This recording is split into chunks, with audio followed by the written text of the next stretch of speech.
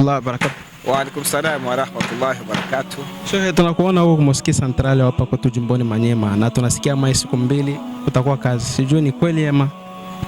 Naam, tunatangaziwa hapa msikitini patakuwa shughuli ya ujenzi wa msikiti, na tunaomba Uislamu wote kwa ujumla tuungane pamoja, na haswa mimi nikiwa mgeni na mimi nazitaka fadhila za kujenga nyumba ya Allah subhanahu wa ta'ala, kama Mwenyezi Mungu anavyosema wa annal masajida lillah, misikiti ni nyumba yake Mwenyezi Mungu. Kwa hiyo tukijenga hii nyumba, tunajenga nyumba ya Allah, sio nyumba babu yangu, sio nyumba mjomba wangu, lakini naamini kwamba mkono nitakayoweka itakuwa ni sadaqatun jaria, na niwaombe Uislamu wote wa Kindu tuweze kuungana pamoja mkono ili kujenga nyumba hii ya Mwenyezi Mungu. Maana alipofika Bwana Mtume Muhammad katika mji wa Madina, kuna watu walikuwa na mahaba sana kumpokea Bwana Mtume, lakini katika hilo walimuuliza Mtume, tunafanyaje, tujenge nyumba yako kwenye talala au tujenge nyumba ya Mungu?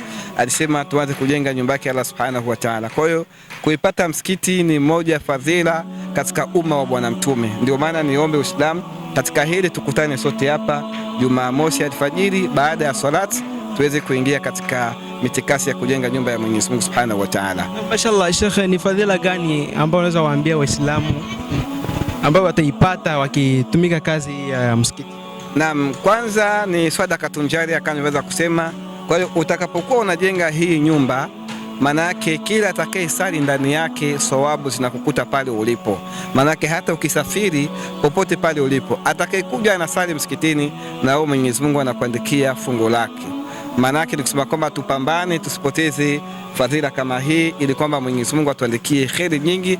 Hata ukifa huko makaburini, atakaendelea kusali mpaka jengo hili litakapomalizika katika ardhi, wewe utakuwa unapata malipo kwa Allah subhanahu wa ta'ala.